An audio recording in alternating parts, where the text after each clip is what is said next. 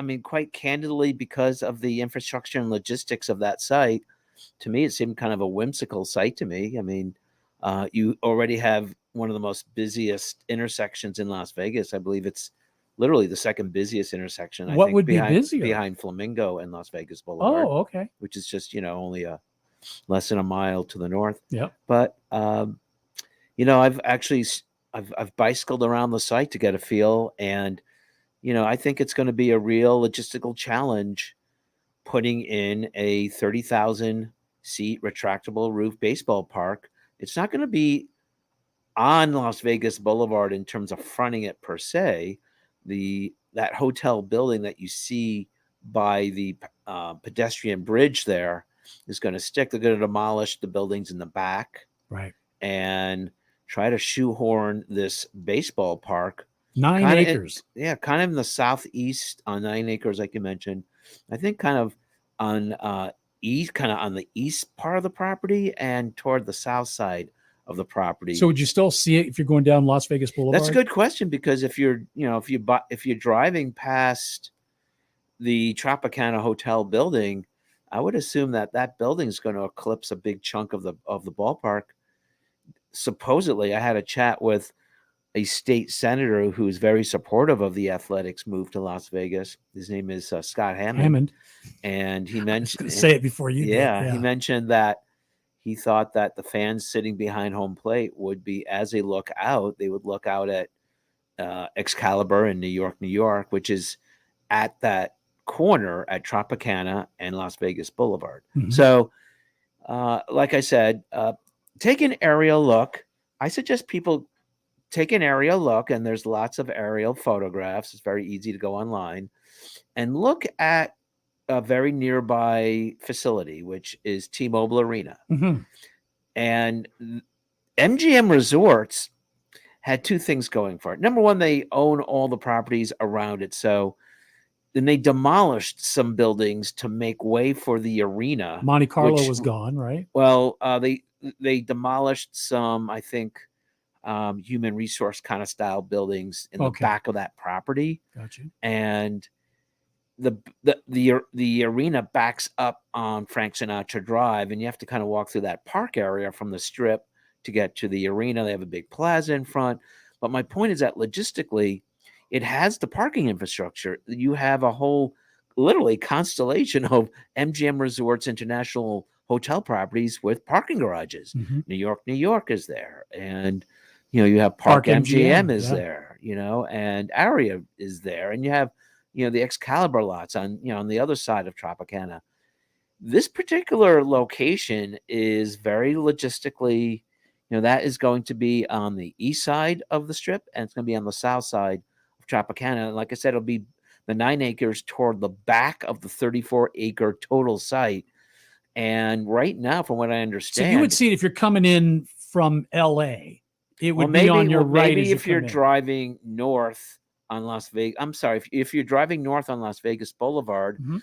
and you to the right side, you would pass the old festival grounds, which is a really difficult site for people here in Las Vegas after the the killing on the Strip in 2017. Right. If you pass that site, as soon as you pass that site, I think you hit Reno, which is a side road there.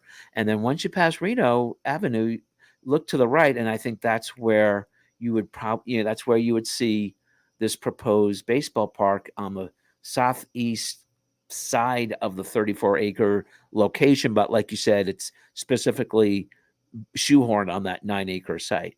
See, I was thinking that it would have to, Alan, face the other way, meaning home plate would have to be closer to Las Vegas Boulevard. Right, but I'm just saying that's what I've seen so far. Yeah. I mean, that's something to keep in mind, Wayne, is what we talk about today might not be accurate tomorrow. Sure. This thing is so fluid, it's evolving. I mean, you had the rug pull out from the whole market when they switched the site. I mean, Right. Everyone's kind of talking about the 49-acre Wild Wild West casino site. In fact, the Nevada DOT is doing road work on Tropicana right in front of the location. People are thinking, oh, that's the site. And next thing you know, Bally's, which is the Bally's Corporation, which is based in Rhode Island, they own, I think they have 17 hotels across I 11 know they have one in states. Lake Tahoe. Okay. Yeah. And, all of a sudden they sent out this press release on Monday saying, Yes, you're going to lose your job. oh, but yeah, that. Although that's been kind of clarified. There's been like that's my point. Things are evolving.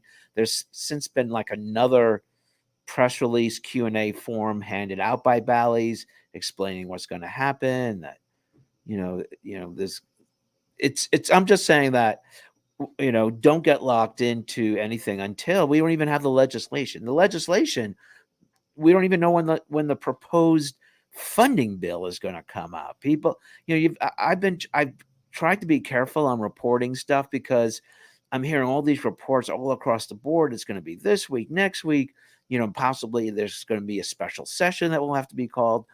As long if there's not a proposed bill that's out there, then it's still being crafted. And from what I understand, there's some big hangups. One is the transportation to that site. I mean, right now, let's face it, Metro Las Vegas, you're from the Oakland Bay Area. Yeah. I mean, I assume you had a lot better public transportation than you have here. We had BART, which basically would drop you off at the Coliseum. Right. I mean, you're not going to have light rail leading you to the site. Although technically it's kind of funny. There's no light rail in Las Vegas, but you have these kind of like kind of knockoffs. You do have the monorail, right? Yes, you do. Which takes you, takes you from the convention center to MGM Grand. You have, believe it or not, people don't think about it, but MGM Resorts International, they built that tram, that raised tram, kind of people mover, which is on the west side of the strip. Oh, I don't know that connects, New York with Excalibur, and so you actually have like a little in-house people mover. I know what you mean now. Yeah. And then you have, only Las Vegas would be like dazzled by the whole concept of tunnels, that you have Teslas being driven by a person who's going to drive one person at a time. Yeah. In tunnels. Well, the car I was in, to be fair, there were three of us. So okay, well, me, my wife, and another guy. Oh, so so you tripled the usual amount. But the fact is, three people, moving three passengers in one vehicle is not exactly mass transit, Wayne. Right.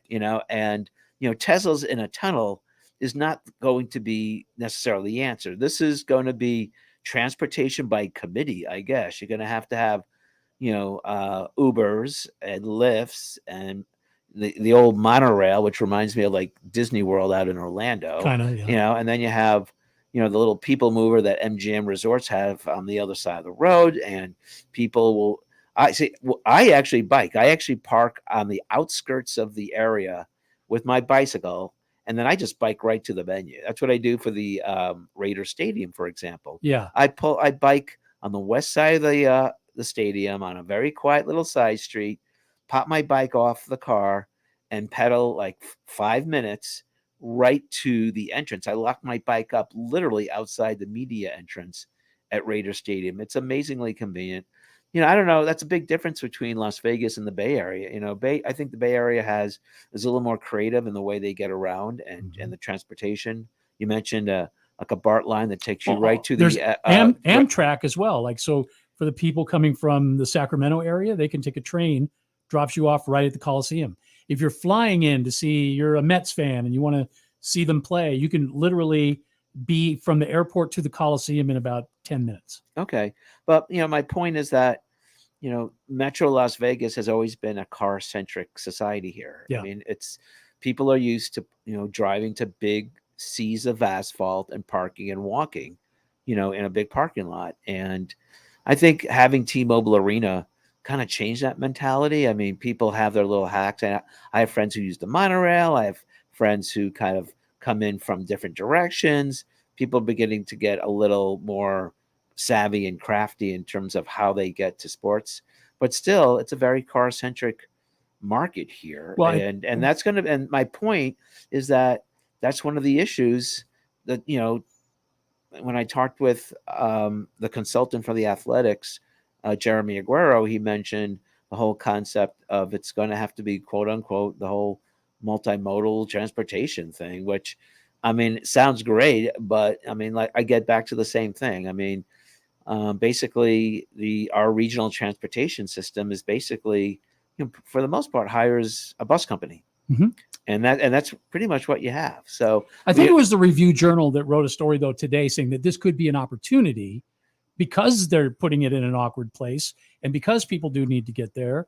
This could be an opportunity to take what they're already doing on Tropicana and blow it up and make it even bigger, add some extra ways in. Okay. I mean, that sounds fine. You could write it and talk about it. Yeah. Actually, Dinero. Actually implementing it is, everyone has great ideas, but the Well, bottom line is, we don't have the elected officials with the political backbone to basically make these things happen. Mm-hmm.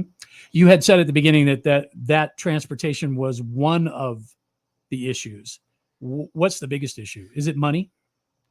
Well, right now it's the breakdown in the subsidy, and we don't know what the exact itemized list of the $395 million public ask is. We have this $395 million public ask, which was conveniently left out of the press release by Bally's yesterday, when Bally's Corporation explained that they're having this big partnership with the Athletics. They talked about the benefits to their companies and the Athletics.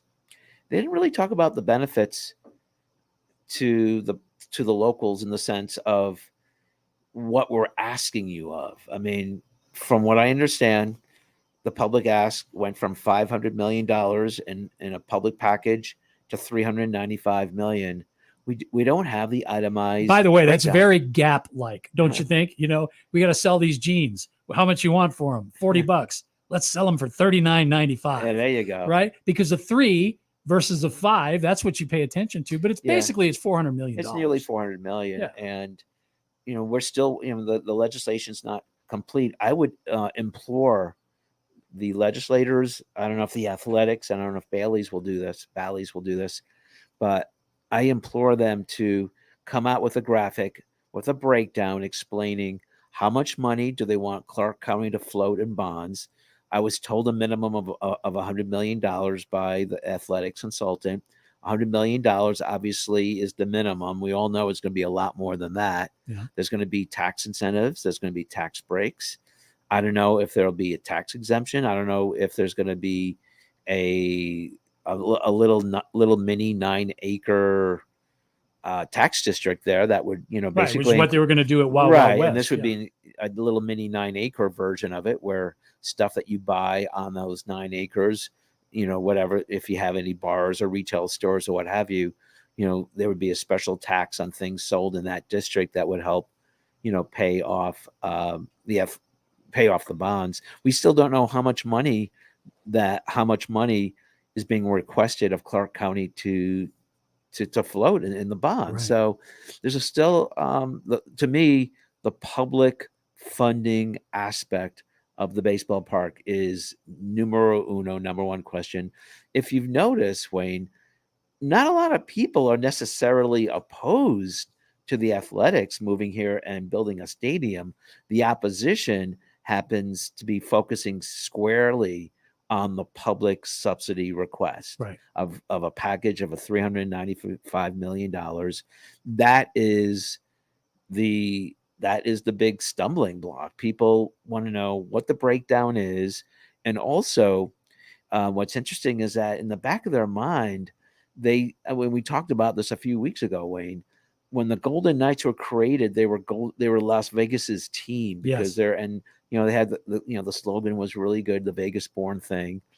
You're talking about an athletics franchise that's owned by a man who does not have a very good reputation for investing money in the product. And so let's strip away just the business of the athletics of Major League Baseball. This is a business that basically wants to relocate right from the San Francisco Bay Area, Oakland Bay Area, to Las Vegas. And let's not talk about baseball. It's a company, and they're competing against a lot of other companies.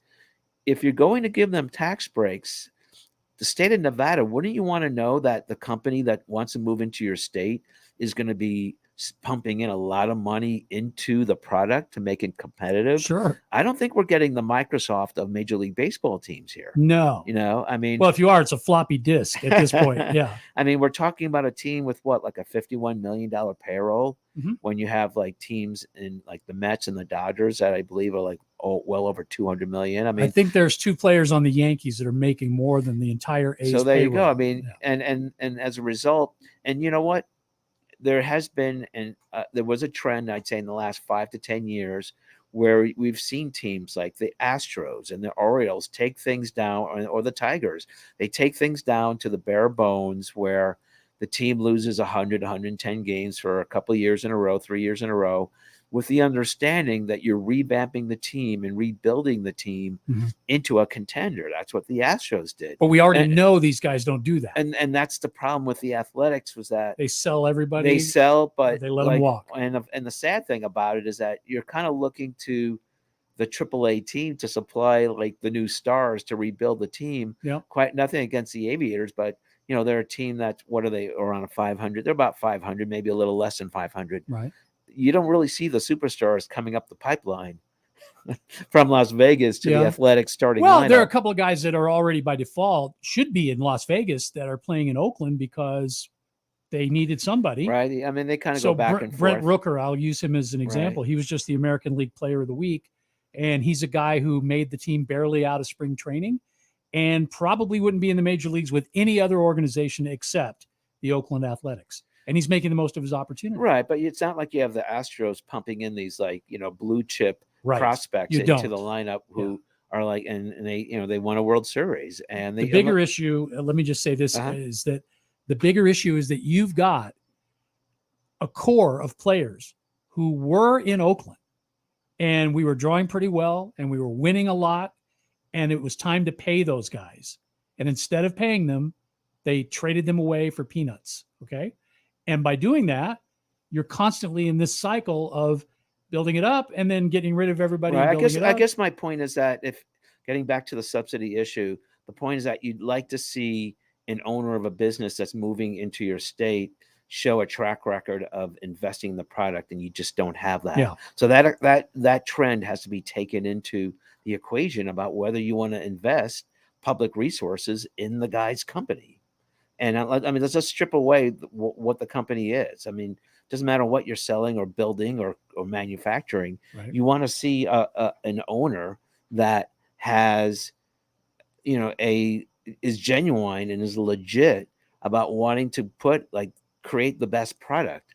Right. And unfortunately, I mean, I'm an outsider. You know, I don't root for the Athletics. To me, I think I kind of lump them in with the Tampa Bay Rays, in the sense that you have two franchises who have really overachieved on like very few little resources compared to other teams, while playing in like pretty crappy, you know, really bad baseball parks compared to the modern generation of these retro, you know, amenity packed ballparks. Yep, that's true. And for whatever reason, well, we know the reason. I mean, they're really smart about getting the kind of players and get the most out of them. They get the best bang for their buck, and they've been successful. I mean, you have the whole Moneyball phenomenon, and you have the Tampa Rays, which they were kind of doing very similar to what the A's are doing. I mean, in Emin Longoria, who was this great, third baseman, he gets shit, he leaves. And there was also, I think, another the kid Snell, who went to the Padres. No relation, right? And these players, very similar. They win Cy Youngs and they win awards, and then their salary is dumb, but they did a really great job at filling positions with like really terrific prospects, and they remain competitive. But as we've seen with the Athletics, and that's the part that to me might be, if you're a legislator, you have to consider, do you believe the owner of this company is genuine and legit about wanting to invest the resources in the company? Well, all you can go by is somebody's past, right? You can just base them. You can make a decision about somebody based on their record. Whatever you've seen before, likely you'll see again. They run their soccer team, the San Jose Earthquakes, the exact same way. Team never is competitive. They're always, I think their best season they ever had was like a game over 500. Okay. Since Fisher's owned that team, and Cavill was there with him. So these two guys, I think, have a history of repeated behavior. Right. And in terms of like this particular deal, if you're a state legislator and you're trying to, size up the value and the fairness of the deal, Mhm. and you're told we're going to build our factory at one location, and then, oh, by the way, 3 weeks later, Was it even 3 weeks? We've picked Yeah. less than Yeah. 3 weeks. I think they came out with the big announcement April 20th, and then all of a sudden, late last week, and mid-May, you have a whole different location. Yeah, and that goes to just the integrity and the soundness of the business. I Yeah. mean, is this the kind of business that you want to invest nearly $400 million worth of public value in this kind of business? So, the baseball part, that's where people get emotional, because I think we talked about 3 weeks ago what makes these stadium subsidy deals so agonizing and so bizarre sometimes is that people connect visceral emotional feelings with what should be public policy Sure. evaluations and debate. And people get very emotional. They remember as a kid the baseball team, and it's like all of a sudden that's beginning to influence their public policy decisions, and it shouldn't. I mean, Or you're the politician thinking about the great party you're going to have in the suite that you get to be. Well, that's kind. Taken care of. Right. I mean, that's kind of. There are perks that go with it. Right. But I mean, we were talking about what is the public perception. I don't think people are against the Athletics moving here. The opposition really stems from the fact that you have a company that wants to move to your state that you didn't really invite them, first of all, and they show up on your doorstep. And by the way, they have their hat out and they're looking for nearly $400 million in public value. Yeah. So why your schools are what they are, and against the backdrop of a market that has very low ranking schools, you don't have to drive around here to realize the transportation road system isn't that great. You have cones and construction going on all the time. And saw a comedian the other day. He goes, who does a good job in construction? Those cone guys. They're always perfectly symmetrical. Yeah, and sometimes what's really sad is that sometimes all you see is the cones. You don't even see people working. Yeah. The cones are. I got a theory, Alan. I'm going to share this with you, okay? And I can't prove it. I think John Fisher's broke, okay? And the reason why I think that is because they worked for 2.5, 3, 4 years, whatever it was, a long time, to get this Howard Terminal project done. And they were as close as they ever were going to be. And they'd spent all this money. They got the environmental report. They got the people from the Port of Oakland to go along with it. They cleared every hurdle. They won every lawsuit. They got all the way up to the finish line. And just days before, when they were supposed to be not negotiating in the press, doing everything that they were supposed to do to get to at least a place where they could make a decision. We're going to do this or we aren't. They bailed. Okay. And I think they bailed because Mr. Fisher doesn't have the money to build the hotels that he wanted to build on that property. And that's why he needs the public money. Oakland came up with $375 million in infrastructure grants. Infrastructure grants. Yeah. There's your money. Yeah, it's unfortunate. The one thing I've kind of enjoyed in the whole process of reporting this issue is all the intense, passionate responses by Oakland Athletic fans who I'll be very candid. I've had more responses on Twitter to my stories from people living in Oakland and are athletic fans and actually the locals. I mean, and that's kind of like very. Does Vegas want an expansion team? Maybe. Well, I mean, first of all, if you take a step back, we talked about just the other public needs that are at play. But when it comes to sports and expansion here in Las Vegas, I think the DNA really points to the National Basketball Association. I think the NBA has like a more natural seed in this market than Major League Baseball per se. Not that this isn't a baseball market. People love baseball. But there's something about the fact that you have this legacy of the UNLV Running Rebels, the national championship. NBA All-Star Game has been here quite a bit. Right. Well, the big thing, much more important than that, is the NBA Summer League. I mean, you have right now the All-Star Game was kind of a long time ago, and a lot of people weren't here, and there were these bad things that were kind of cropped up, but it's kind of a non-factor. It's a mood issue at this point. The NBA Summer League has every single team here. And it's not even just the NBA. The entire professional basketball industry comes to Las Vegas every, for 2 weeks and takes over, Thomas and Mack. There's been a lot of talk about LeBron James wanting to own a team here in the NBA. Mm-hmm. And you have some very big names. You have Tim Lewicki, who helped, wants to build an arena. He has a plan to build a $1 billion NBA ready arena at Blue Diamond Road in Las Vegas Boulevard. With zero public money. Right. And that's private. So that to me seems like a more organic fit in Las Vegas than a major league team from Oakland that wants to transplant itself. And like you said, they want nearly $400 million in public value to build a baseball park at a site that, most people were kind of laughing and were kind of whimsical about. They're on 120 acres right now. And they're going to go from 120 acres down to 9. Right. That's it's a big change. You've already had a lot of upset workers at Tropicana Hotel. They're wondering what's going on. Right. Bally's had to send out a Q&A to them today that was posted on Twitter. The part that got me was where it said, "Am I going to lose my job?" And the first word on the answer was yes. Yeah. I mean, right now it's still a very topsy-turvy, very fluid, evolving situation with this whole. But that's stadium subsidies. I mean, they're never pretty pictures. I mean, these are, the fact that an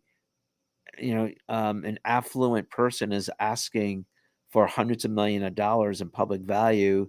It's going to be inherently controversial. I mean, you can't get around that. So what if the Las Vegas, who probably wouldn't have been first, second, or even third in line for an expansion team, because you've got, I think, a no-brainer in Nashville, okay? You got a strong situation in Portland still. You have Salt Lake City that's now said they want Salt Lake City has a group, and even good old Pat Williams from Orlando, he kind of pops up.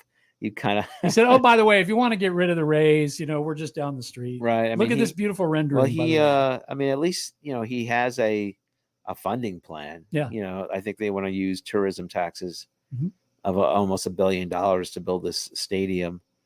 Well, but here in Las Vegas, I think people really would prefer an expansion team. So where I'm headed with that, not only that, they're willing to wait for one. That's what I'm saying. See, I don't think the wait's going to be as long because you've already done this little dance, which shows that somebody wants to be here. They're definitely involved in betting now, which they weren't before. And I read that this new stadium was going to have a flagship MLB store right outside, right, selling all the gear from all the other teams. Okay, I mean that's fine. Yeah, I mean that tells you right there. Right. It's not about the Oakland A's. Right. It's about having some money come out of Las Vegas. Right, and also the one thing to consider about just the trend of baseball in itself. I mean, have you visited? The Las Vegas Aviators baseball park in Seminole? It's a beautiful park. Yeah. But if you truly love baseball, it's almost as if baseball's become a product in a mall, where everything's about retail and buying and consuming. And, oh, by the way, you have a game going on in the middle. And, that's, as beautiful as Petco is in San Diego, it's one of my favorite stadiums. The amount of retail and microbrew tables and all the retail stores that are crammed in there, it's pretty amazing. Now they've done it in a very creative way, so you don't feel it. But one thing that people have to understand about baseball is not Major League Baseball. Major League Baseball is the Hollywood version of the sport. But for example, the guy Harvey, who was on the radio before you, Wayne, Coach Harvey Hyde. Yeah, he was talking to the UNLV baseball coach. Yep. If you love baseball, go to the UNLV baseball park. I think it's the Wilson ballpark there, and watch baseball. That's baseball. You could enjoy baseball, and like you said, to me, the Las Vegas ballpark is a lovely baseball park. I would prefer not the store. Take the team store, great team store with fancy stuff, lovely store. But to me, it reminds me of a mall. It just being inside their team store. Yeah. That's just my own personal opinion. I feel like I could be in any store in a mall, and then you pop out and you're at the baseball park. And I get that. We've kind of, the American society has been kind of programmed and wired. Stadium, though, they all do. Right. That's right. And that's, I prefer just a plain cracker. But you have to understand, I loved going to the old style spring training ballparks in the state of Florida. Sure. Where they're, they're mini Wrigley Fields or Fenways where, and I guess to me, I consume baseball in its most pure form. I don't need all the Hollywood and all the retail and all the mallization and all the craft beers and, But the argument would be that the game that we grew up with and love so much in its essence isn't exciting enough to compete with MMA and NFL. Right. Well, you need, in order to appeal to casual fans, you do have to have to supply all these amenities. So, hey, we got bigger bases now because of that. Right. So that's Rob Manfred trying to do some things to change up the game. I will say this about, just getting off the topic a little of the baseball subsidy issue here in Las Vegas. It's funny. I actually watched a baseball game on TV. I found, even as much as I loved baseball growing up, I found it so difficult, in the last decade or 15 years, where everything was about base on balls and hitting home runs and strikeouts. And, there wasn't like the whole interesting essence of the chess match of baseball was lost. It was just, everything was, strikeouts and home runs, strike out and home runs and the angle of your swing and this anyway, the movement to cut down on the time, I found it actually I received it well. I actually did like what's happened with Major League Baseball, that things seem to be moving. That's just not dragged down for 4 hours every game. And I'm not sure, I couldn't even tell you, what was the game? I watched St. Louis versus Boston the other night. Okay. And it was a Sunday night game of the week, but it was St. Louis and Boston. And you know what? I was able to just, kind of keep my eye on the game, and the game moved along. I was surprised at the pace and the rhythm of the game was that I didn't think it was artificially so bad that it like ruined the game. But you know what? The game moved along. The players weren't, just kind of teetering around, messing with their batting gloves. Doing the Mike Hargrove. Yeah. I mean, they have the clocks and stuff. And I think the batter has to be in the box within at least 8 seconds. They tweaked it during spring training. Yeah. And I have to say, I kind of like that aspect. Yeah. So Rob Manfred, getting back to him, he's the commissioner of baseball, right? He has said that the Oakland A's, if they move here, they are not going to be, he promised them that they wouldn't have to pay a relocation fee, which typically would be charged to a team that wants to move. Right. That's a hefty fee, right? Big fee. I think it's like $50 million is what I heard. Is that correct?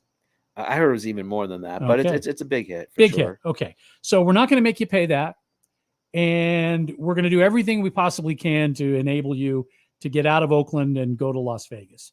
Is that right for the commissioner to do that? Is he really acting in the best interest of the game when he's ripping a team out of a place where it's been for 55 years? Well, he's encouraging the team to move, I guess, when you have that kind of financial incentive. And I would think if you're another owner, that's money that should have been going to you and you're not going to get it now. So what kind of precedent does that set? But again, they're looking at the fact that the alternative is being in a ballpark that's, just too, cavernous and too big and doesn't have all the amenities. Yeah, but local owners could come in, buy that team from Fisher and be in a great ballpark in 2 years. Right. I mean, that's something that, it's kind of sad for one to understand. I'm sure you saw Reggie Jackson went on the Howard Stern show and said that he had a group put together and he was dissuaded by the powers that be, from buying the Athletics. Commissioner and also, at the time. I believe Dave Stewart. I thought he's working on the Nashville situation. Right. I realized he's in Nashville, but I thought he was kind of influential in Oakland as well. Born and raised in Oakland. There could be a group put together that fast. In fact, rumor is Tom Hanks does want to put together a group. And we already know that Joe Lacob, who owns the Warriors, has a on-the-table offer that's been there for 3 years to John Fisher to sell him the team. And he said, I'll keep them right where they are.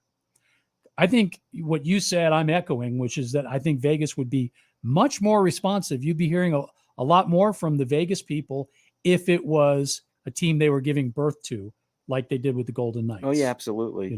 I think the Raiders were. I mean, their games are almost like a tourist attraction. I mean, Right. They bring a lot of people and they pack the place. And the fact is, Las Vegas, if it was going to compete against the Orlandos and the LAs and all these other major tourism centers, they needed a modern stadium. Mm-hmm. They needed a modern stadium. And you know what?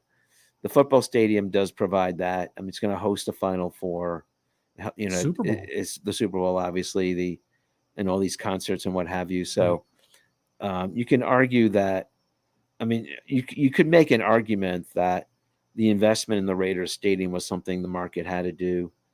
The baseball park, that's going to be much more difficult to justify. How ironic that Mark Davis said that he wanted to build right there on the Coliseum site, but the A's wouldn't let him because they had the longer lease at the Coliseum. Right.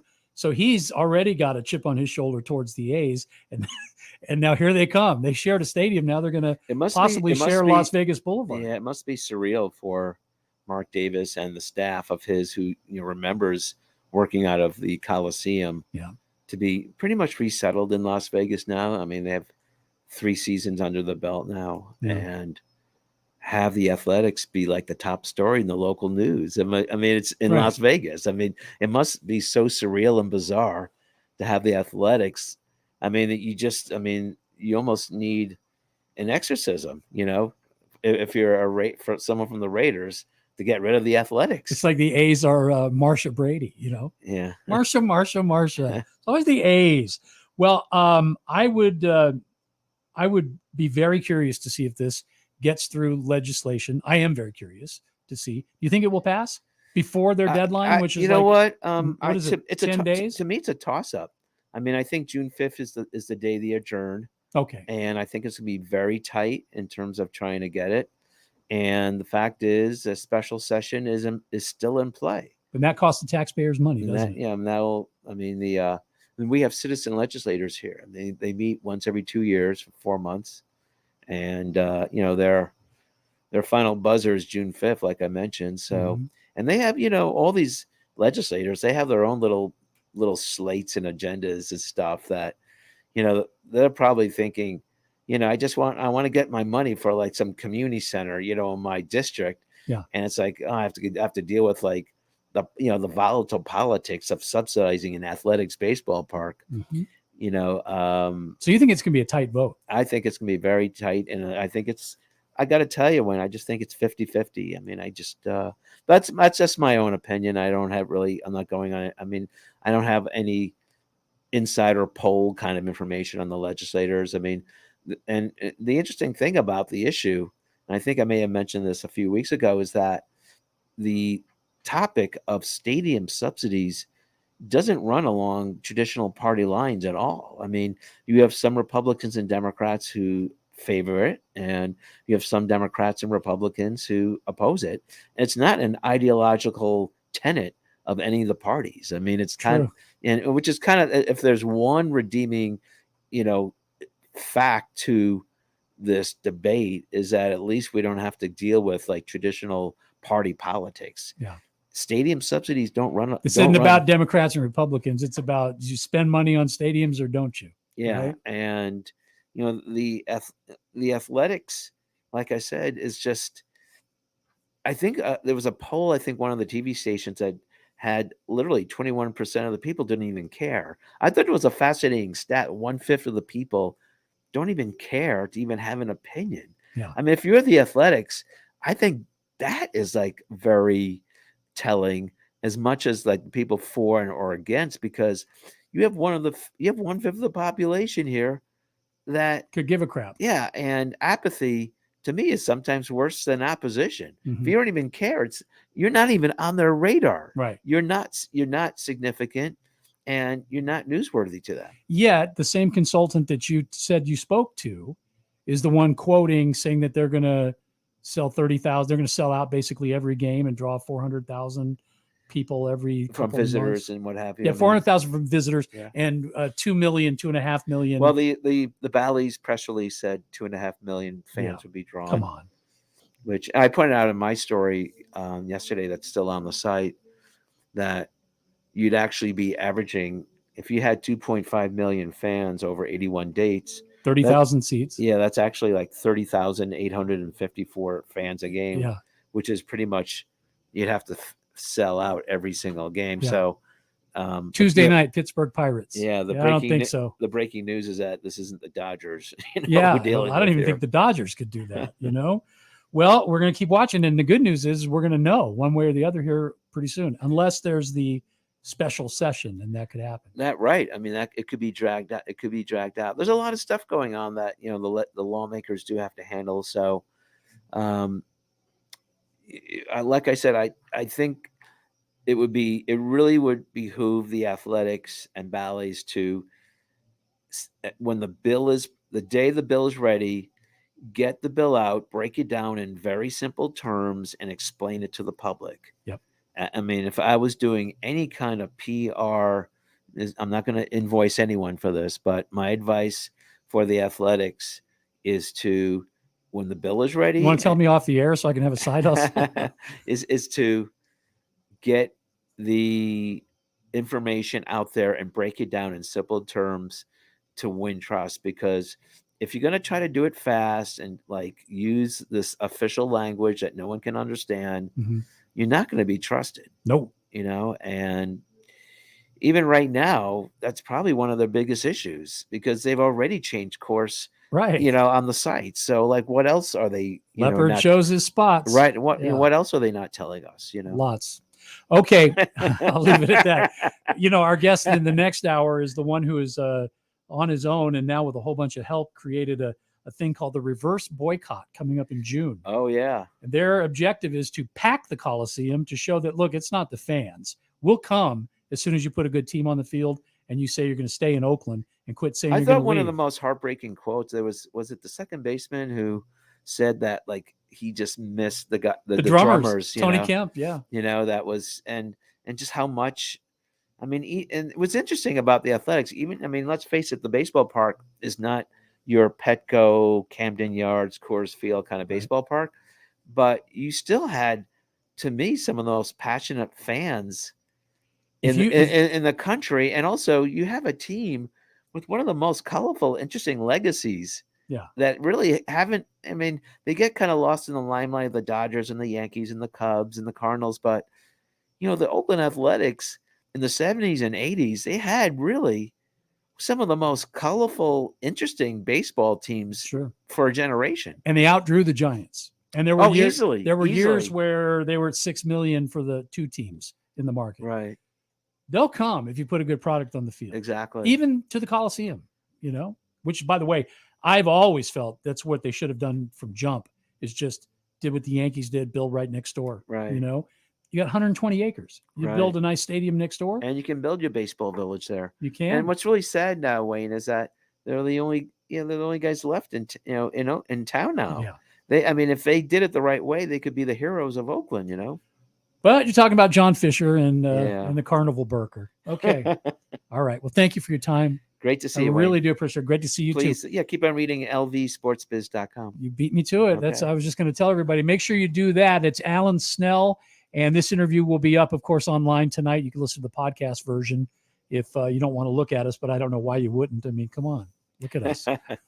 But we'll do that. And then we'll have Alan back, of course, to keep us up to date on this whole situation as the plot thickens. In times of economic uncertainty and chaos, your money means nothing. You may not even be able to get it from your bank or ATM. And the money you do have in the stock market will go down and down. What you can bank on is gold and silver. Gold and silver have been a reliable and trusted form of currency for thousands of years. Gold and silver have never been worth zero, and typically gold holds its value during economic turmoil. Call the Gold Hotline now and learn how to protect your money and your assets with gold and silver. And learn how to set up a new IRA or roll over your current one into a gold-backed IRA. Protect your money from the next market crash with gold and silver. Call now for your free gold guide. 800-557-7921. 800-557-7921. 800-557-7921. That's 800-557-7921. Are you worried about your taxes? Okay, so I'm talking to those of you out there that have not filed in a few years with the IRS or state. It's time to get worried, and here's why. The IRS is getting back from their own COVID lockdown, and they're hiring more enforcers, and they're going to come after people that owe taxes. So if you're a 1099 worker, and maybe you just plain forgot to file your taxes, you need to call the professionals right now at the Tax Helpline. They are experts at knowing the tax regulations, and their goal is to help you pay as little as possible. Call right now and get a 100% free tax evaluation. Remember, before the IRS knocks on your door, knock on our door. If you owe $10,000 or more in back taxes, make this free call right now. Call taxes 321 now at 800-203-3517. 800-203-3517. That's 800-203-3517. Do you use the expensive blue or yellow pills to charge your sex life? Are you thinking about it? What if we can promise you the same results for less than $3 a pill? If you're paying $20 a pill for the other pills, you're getting taken to the cleaners. Our pills deliver the exact same results for less than $3. You'll save more than $16 a pill for the same results. And right now, radio callers will get 44 blue or yellow pills for $120 with free discreet shipping. You can save more than $700 off pharmacy prices. Charge your sex life now and save a ton of money. Call now and get your 44 pills and save over $700 and qualify for free shipping. Stop overpaying and call right now. Paid for by Steel Man Pills. 800-431-9102. 800-431-9102. 800-431-9102. That's 800-431-9102. Jumpers Jungle Family Fun Center is an indoor children's jump and party space in Las Vegas, located at 2050 South Rainbow Boulevard. Kids of all ages can come and jump on our bouncers, race through the obstacle courses, speed down the mega slides, slam dunk into the basketball hoops, and much more. Are you looking for that perfect birthday party venue? Look no further. Jumpers Jungle has a party package that will fit your needs. Check out the open play schedule online at jumpersjungle.com or call 702-463-JUMP. It's time to jump your way to fun at Jumpers Jungle on the corner of Oakey and Rainbow. Do you need low-priced, quality health insurance for any reason right now? Then call myhealthinsurance.com today. We specialize in helping American workers find affordable health insurance. You can save money on dental, vision, prescription drugs, too. Our message is simple. If you want affordable health insurance for you and your family, even if you have a medical condition, call right now. Is right now the best time for you to start looking for affordable health insurance? We have hundreds of plans to choose from. With one free phone call, you can learn about an affordable health insurance plan that fits your budget. Don't wait. It's a free call. Call now. 800-876-7061. 800-876-7061. 800-876-7061. That's 800-876-7061. MyHealthInsurance.com is owned and operated by IHC Specialty Benefits, a licensed insurance agency. We are not an insurance plan or provider. Not all plans are available in all areas. You may be contacted by an insurance agent. Hi there, this is Kirby Schofield, Schofield Realty here in Las Vegas. Real estate is always changing, be it a buyer's market, a seller's market. At Schofield Realty, it's your market. Buying or selling, we have the team and the tools to work the market so it works for you. We are excited that we're on the Wayne Coy Show. Our results blessed us with the Zillow Flex partnership roughly about 2 years ago due to our consistent conversion and customer service scores. With conversion, that means we can close. And with our customer service scores, you know you're going to get the best service possible. We're always looking for agents, led by mentorship, resources, and experience. We are your guide. Find us, kirby4u.com. That's KIRBY, the number 4, the letter U.com. kirby4u.com or call 702-766-9538. Again, 702-766-9538. Hi, I'm Sheldon, the owner of Solid Motor Cars. I've spent over 30 years in the retail car business. It is all about the vehicles, but more than that, It's about the people. And my team and I are proud to bring to you what we believe is the finest experience in buying a pre-owned car. With great credit, we can get super low interest rates. But if you've had some challenges, we're experts in that field, and we can get almost anybody approved. Come down to Solid Motor Cars and take a look at our vehicles. They come with a 6-month, 6,000-mile warranty. So when you get a vehicle from Solid Motor Cars, you can feel confident that that vehicle is a quality, properly reconditioned vehicle that will serve you and your family for years to come. So for all your automotive needs, whether it's a new car, truck, or SUV, or if it's repairs, service, and maintenance, Solid Wheels, solid deals, solid people. Coming down to meet the crew. My name's Sheldon. I'm the owner here. I'd love to help you anyway. 24 East Spring Street, 702-820-1420. 1400 KSHP North Las Vegas at KSHP.com. KSHP North Las Vegas, 107.1 FM, 1400 AM, K296HP North Las Vegas, and online at KSHP.com.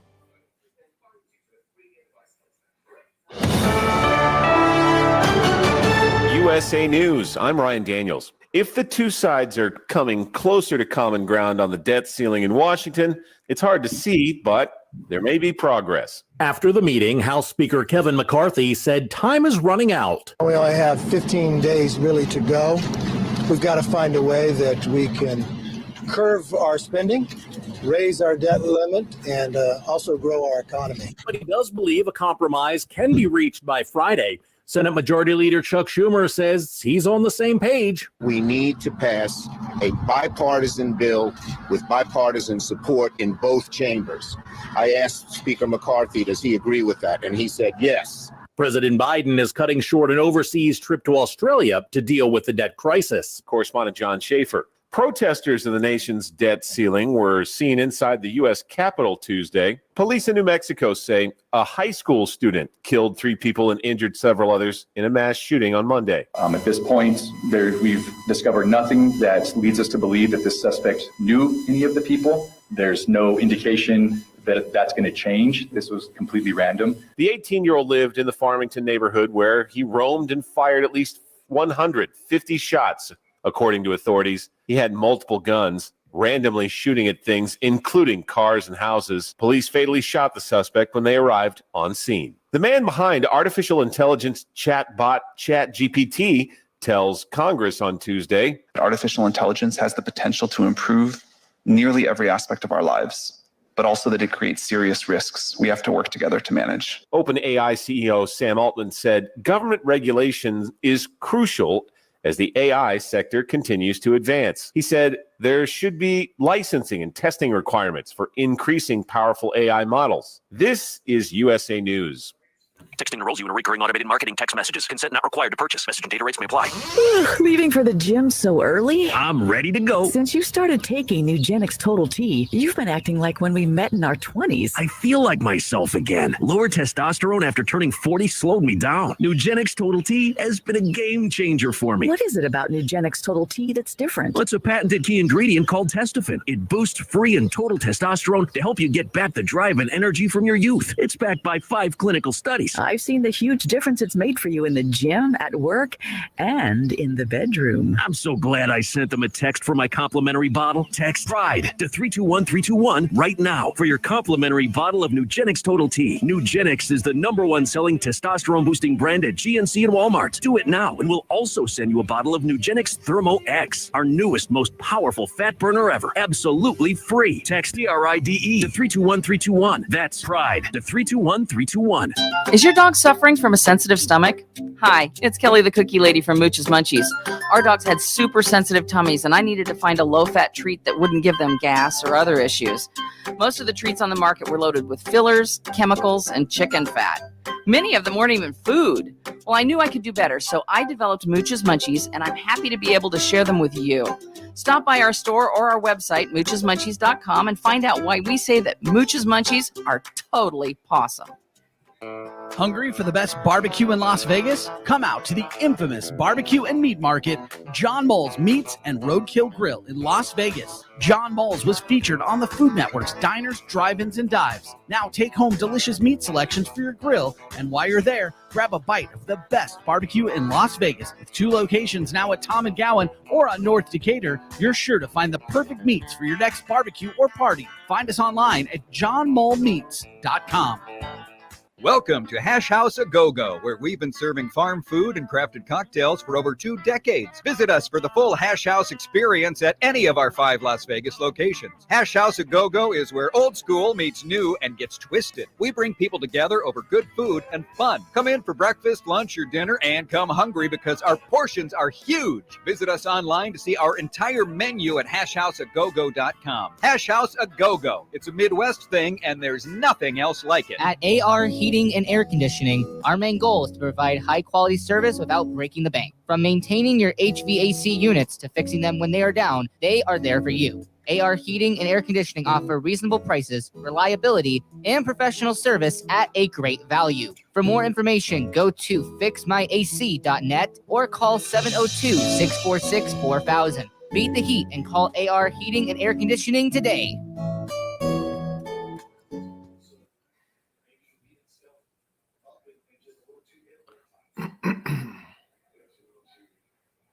Hey there, it's Wayne Coy. If you're a real estate investor or you're looking to buy an investment property, well, you need to contact Michael Goyeneche at Option Funding. Their well-trained staff can assist you through the financing process and get you the funds that you need. They've got the programs to suit all investors. Now, that includes standard commercial financing, no-income DSCR loans, and hard money, too. You can refinance any existing properties for cash out, or if you're looking to purchase an investment property, they can get it done for you as well. With rental income on the rise, this is a good time to invest in a rental property.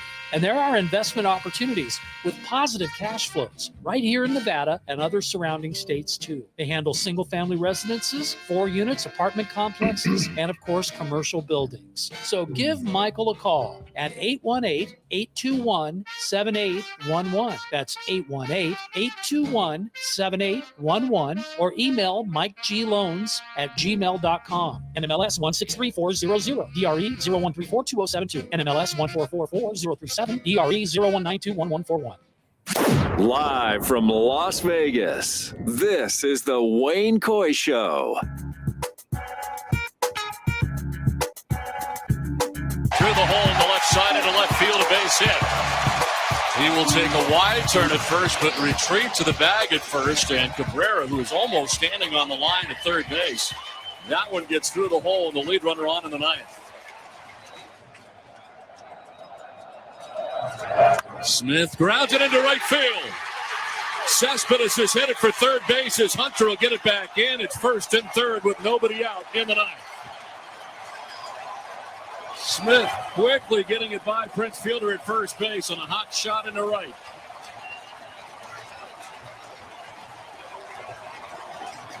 Fielder doesn't get a very good jump on this ball. You see a slider down and in, not a very good one. He yanks this ball. You see a late attempt by Fielder. That ball was by him before he even moved. Cespedes goes to third easily. Really run. That was no contest going first to third.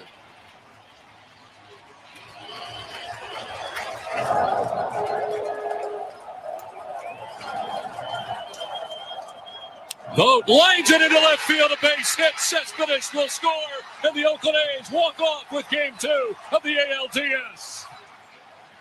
Okay, let me just say, first of all, chills. I got them. Secondly, that wasn't that long ago. The sound you heard was not a jet engine's roar. It was the sound of a sold-out Oakland Alameda County Coliseum as the A's played the Detroit Tigers and beat them there in Game 2 of the 2013, and that's important to say, 2013 ALDS. So that's 10 years ago. What's happened in 10 years? Last night, there were almost more people at the Little League game down the street from my house than there were at the Oakland A's game. 2,000 was the announced attendance, but I got to be honest with you, it didn't even look like that many people. Our guest here, who has been with us before, but boy, do we need an update, is Stu Clary. Hey, Stu, how are you? Hey, Wayne, how are you? Thanks for having me again. Thanks for having me back. I know you're a very busy guy and you're running around, you're doing honeydews, you told me, and you got the kids keeping you busy and you're a baseball coach. But throughout all of that, you've also organized a boycott. And my first question is, with all the news that's come from our town here, is this still happening? Oh, absolutely. There you go. Absolutely. The news that came out today is just more news that we've heard over and over and over, that the T's are not crossed, the I's are not dotted, that they need more time. We've seen stadium rendering after stadium rendering. We've heard that they're going to build here. We're already on 2 sites in Las Vegas. I got to warn you guys, those of you in Las Vegas, I hope you get a baseball team. I just don't want it to be the Oakland A's. But if it does come to pass, you are in for some inept management. You're not dealing with major league people. And I think that maybe you're starting to see some of that. You're dealing with people that make plans and announce them before things are finalized. I've told you last time I was here, Wayne, I will believe that they're moving to Las Vegas the moment that shovels hit the dirt. And even then, I'm not going to be 100% positive. You're going to say, wait a minute, what kind of shovel is that? How deep does it go? Are you sure?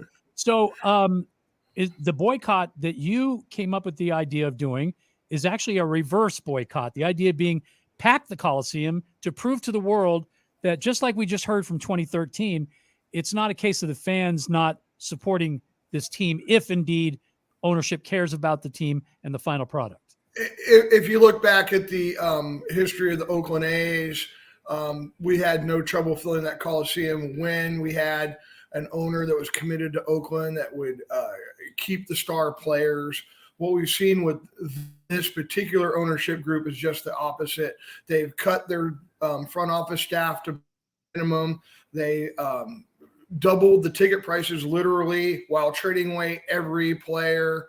Those of you that are Major League Baseball fans probably already know this, but the Oakland A's could easily be fielding a team right now with Sean Murphy at catcher, Matt Olson at first base, a left side of the infield featuring Marcus Semien and Matt Chapman. We could have an outfield that has Ramon Laureano, that has Mark Canna, Starling Marte. We can go on and on and on. And they just have traded all of these guys, Jesus Luzardo, AJ Puck, Minaya.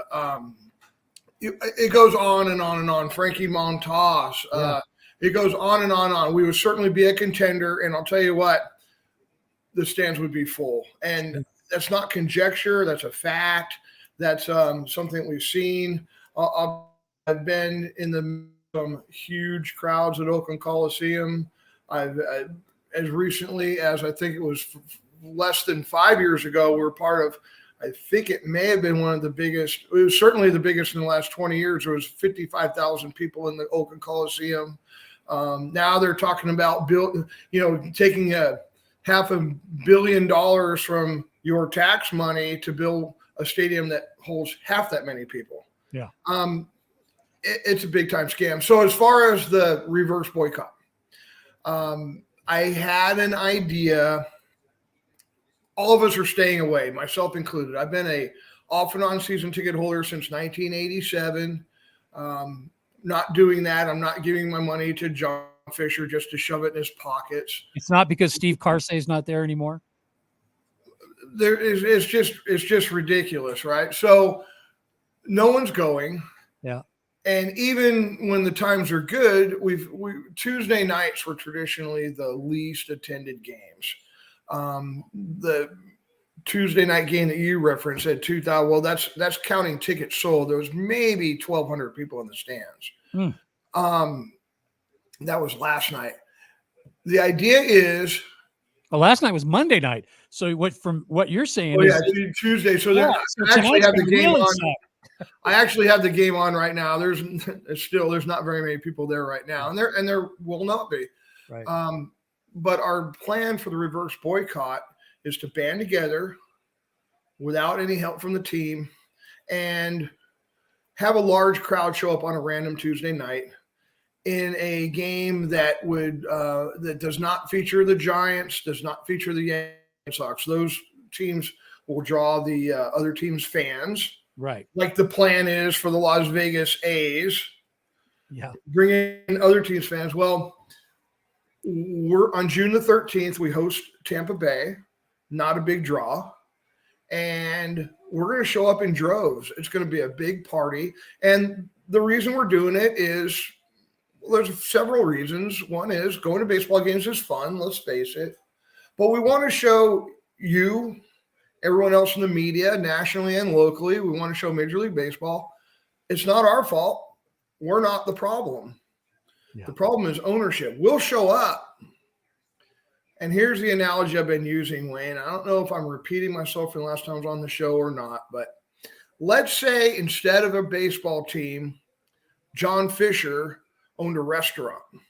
Right. And that restaurant was known for having fine meats and, I don't know, beluga caviar, very fancy, nice restaurant. And they substantially raised the menu prices.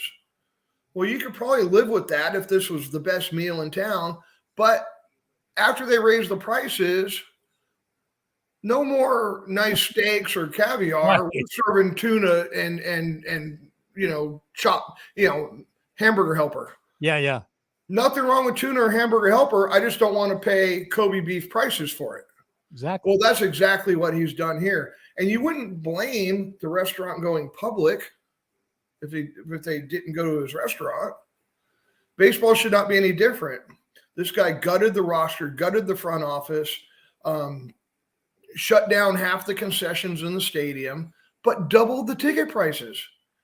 It's the plot to the movie Major League come to life. Mm-hmm. In real life, in real time. So did you hear our guest the last hour by chance? Did you hear Alan? I was not able to. Okay, so Alan Snell has a great website. It is lvsportsbiz.com. Encourage you to go there and read that. Alan's been on the show as well before. And while we were having the discussion, I said to him, I have a little bit of a theory, Stu. And my theory is that the Emperor has no clothes. I think John Fisher's hurting for money right now. I think there's no doubt. COVID was probably pretty rough on all baseball owners, but, maybe specifically him because he's got a team that, he was already not getting big turnouts, right? He's also, you know how John Fisher made his money, right? Sure. Daddy bought the Gap. He was born. So he's never done anything to earn money. What he's done is tanked it. If you look at Gap stock, it's gone in the tank. The young people don't go shopping at the Gap. Right. So if you go to the Gap, Old Navy, I can't remember. There's another one. I think Athenian. Banana Republic, I think. Banana Republic. Yeah. How appropriate. You're giving money to John Fisher. So I'm boycotting all those. Everyone else too. Yeah, he is hurting for money. Certainly. So he's looking for you and your local listeners to bail him out through their tax dollars. This whole we have to have an answer and we have to have a decision before January. That all of that pressure is because there's a big welfare check that they've been getting that they're not going to get, according to the commissioner, if they haven't figured out either what's going on in Oakland or someplace else. I am really curious to see how this all plays out. Of course, I'm vested. I care about the team. Right. I'm wondering if all of this is laying the groundwork for a Las Vegas expansion team. Believe me, that's what you want. Oh, they do, for sure. That's what you want. You would prefer an expansion team to this ownership group. What I'm hoping is that comes to pass. What I'm hoping is that it becomes impossible for him to build anywhere and that he in turn sells the team. There's a lot, there's a lot of deep pocketed investors in the Bay Area. As you know, he would have no trouble selling the team to someone that wants to commit to. Well, we mentioned in the last half hour, you got Joe Lacob, who has had an offer on the table for 3 Larry, years. Reportedly, Larry Ellison and Tom Hanks are part of a partnership. Larry Ellison from Oracle, for those who don't know, more money than God. And I think everyone knows Tom Hanks. Tom Hanks, by the way, I didn't know how many people know this. He's from the Bay Area. He's an A's fan. He was actually, when he was in, I think, high school and college, he was actually a vendor at Oakland Coliseum. Guess who else was? Wait, not you. Hey, man, I have my license up in the air, and they chose me. I was non-union. I worked there for 3 years. Good for you. Good for you. Raider games and A's games. Wait, did you work days on the green and all that too? Of course. For your honey or your sweets, here's the corn Ken Stabler eats. Who wants a bag of popcorn? Wait, did I buy a T-shirt from you back in 1978? Yeah, with Journey across the front. Yeah, I walked out of Journey. It was Cheap Trick, Molly Hatchet, and Black Sabbath, and I left before Journey came on. Okay, another little did you know, and we're really digressing and getting into the weeds, but I actually own Day on the Green. I own the trademark for Day on the Green. Wait, what? So we'll talk off air about that. But yeah, I do. And so that place means as much to me. I have stories that could go on forever. And I think I told you I got married at home plate. Mm-hmm. So, my biggest beef, and I think I'm going to actually look a camera dead square in the lens and let Mr. Manfred know exactly what he's maybe not seeing in this whole picture, because I think letters can only do so much. And I hope your protest does a lot, by the way. But I think he needs to hear, not just from me, but from people like yourself, just on an individual basis. Here's what this means. If this team is taken away from us and our community, if you don't force this guy to sell to somebody who's going to keep it local, nurture it, treat it like the heirloom that it is. In my particular case, it's 3 generations. Okay. I'm the first, my son is the second, and now his son is the third, who have been Oakland A's fans. And that would continue forever and ever. You're never going to get an A's fan to embrace the Giants, or true A's fan. Forget that split cap. Not a chance. Yeah. For one thing, they're as culpable as anyone else in trying to drive the A's out of the area. No, they want the territory to themselves, Stu. Sure. Yeah, that's just business. So I don't fault the Giants for wanting that, but I do fault Major League Baseball for basically being codependent to it. Being codependent to it, being able to say, hey, we're not going to charge you the relocation fee that everybody else would have to pay, which, by the way, means to the other owners less money in their pockets.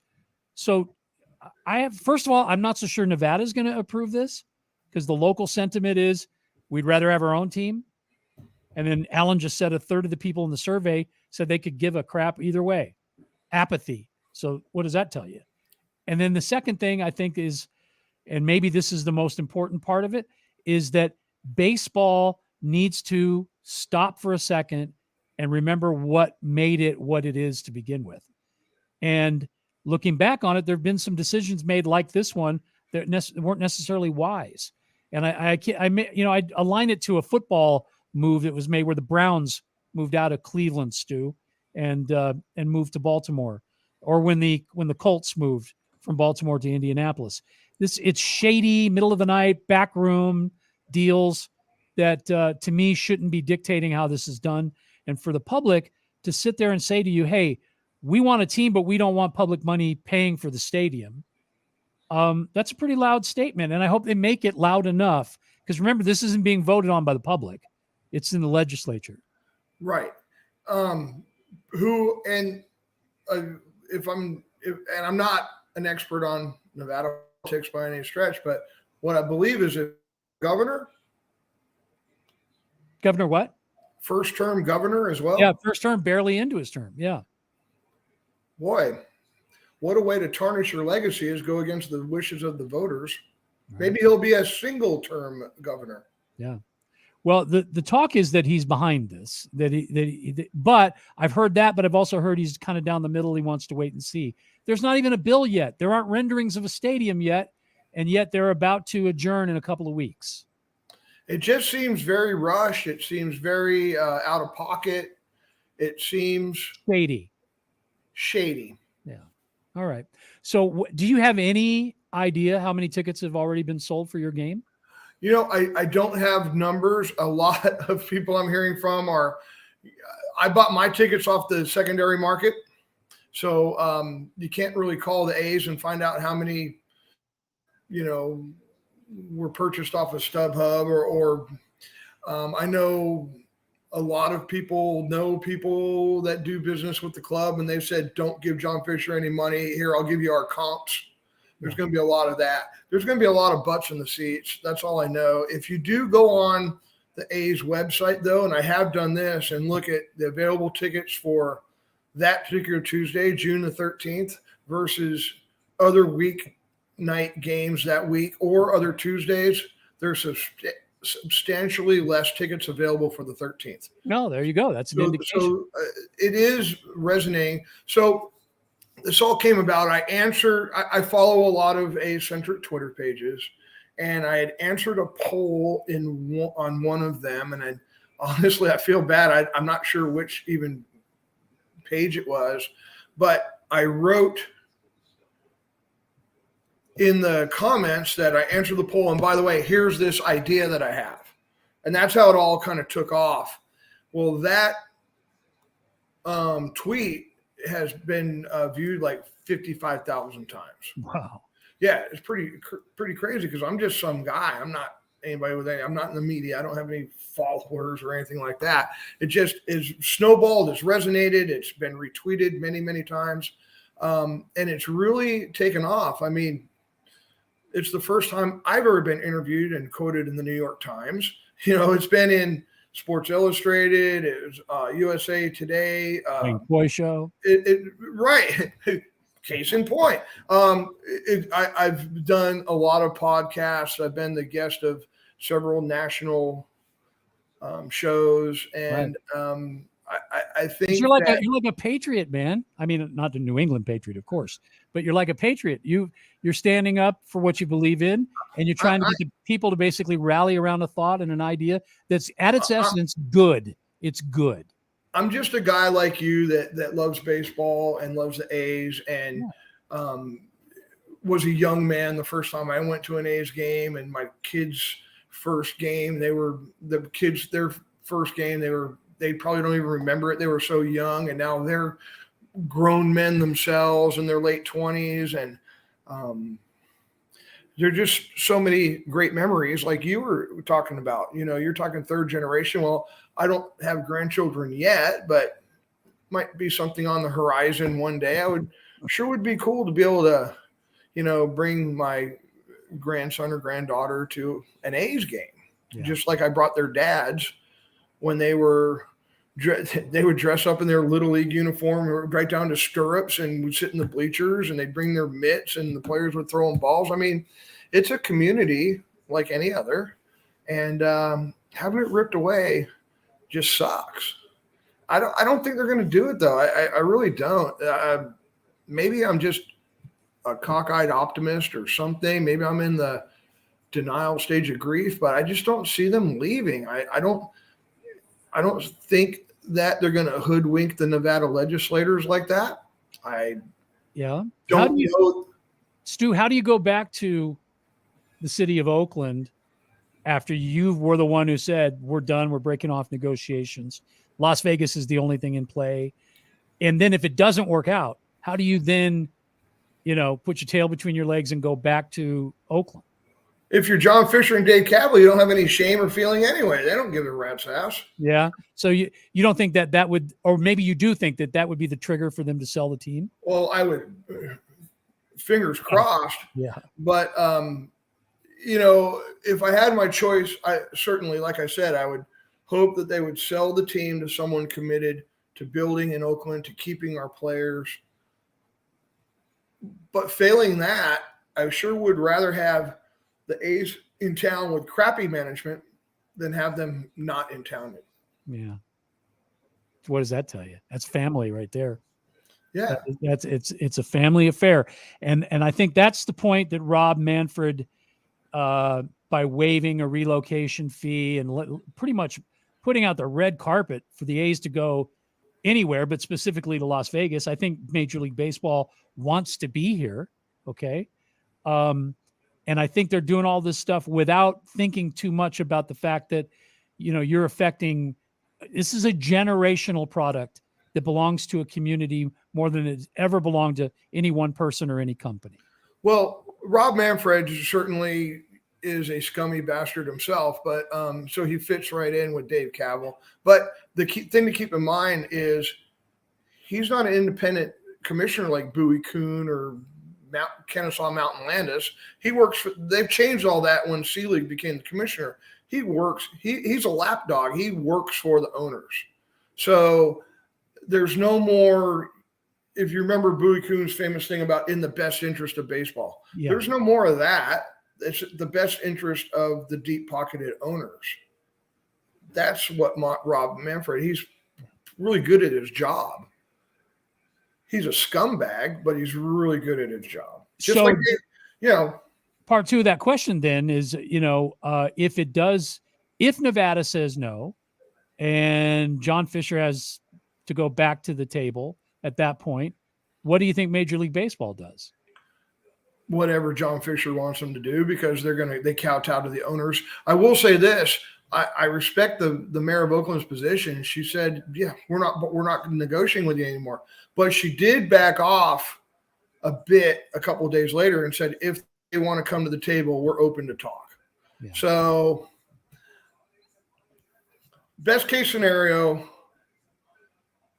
they can't get it done in Vegas under these terms. Las Vegas gets an expansion team. We want you guys to have baseball. It's a joy. We want you to create these generational memories too. But we want our team.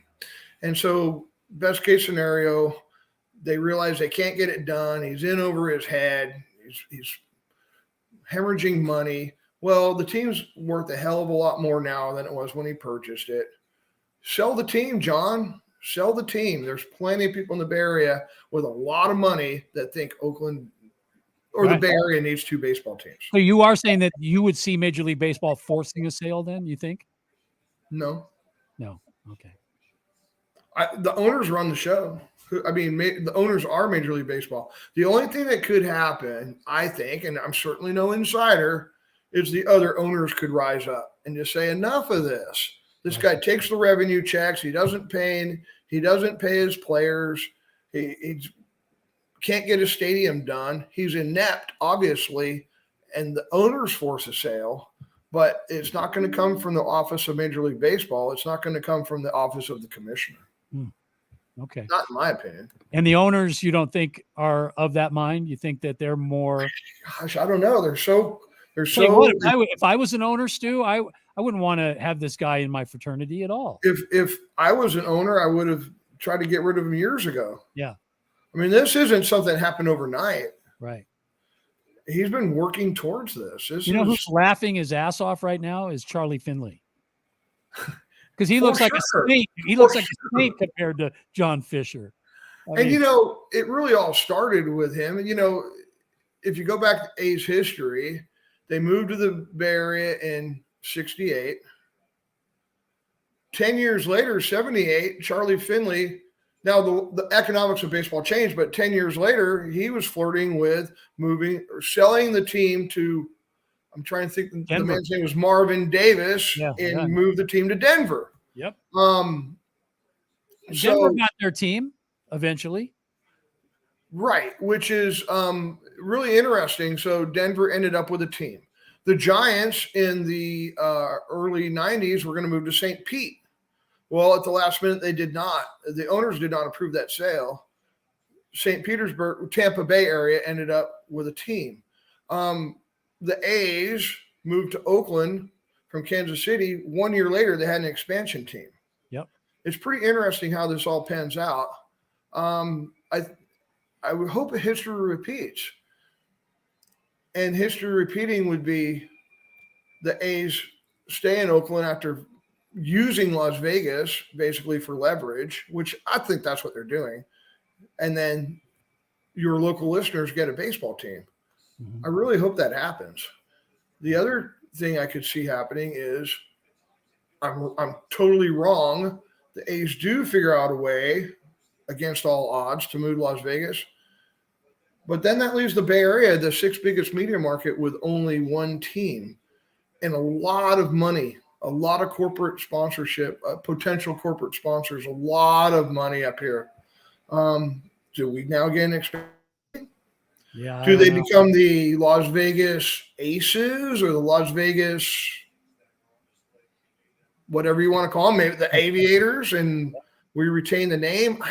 See, there's that parallel again to the Cleveland Browns, right? Because they Correct. became the Baltimore Ravens, right? Not the Baltimore Browns, and then Cleveland got an expansion team, right? That became the one place that's gotten screwed as far as losing their team, and now there hasn't been an expansion back, is Montreal. And I don't know. I guess there's not a viable ownership group, but Montreal's a huge metropolitan area. I'm really surprised. They got a stadium issue there as well. Sure. Sure. They'd have to build one, basically. Mm-hmm. Huh. Well, this is all very interesting. I wish you nothing but the best. I don't know if we'll talk again before then, but obviously if there's any like breaking news, let me know, because I want to help get the word out on this whole thing. So how best for people to, by the way, to keep up with your reverse protest or reverse? If you go to any A's Twitter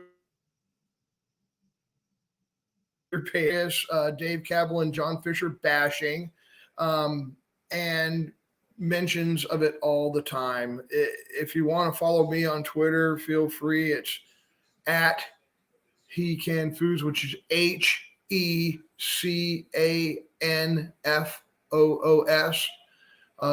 That's my Twitter handle.